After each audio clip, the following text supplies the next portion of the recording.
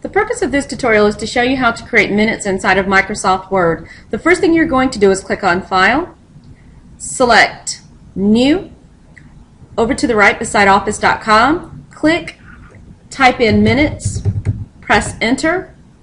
You're going to review the results. When you see a format you like, click it. Over to the right, look at the thumbnail, select Download.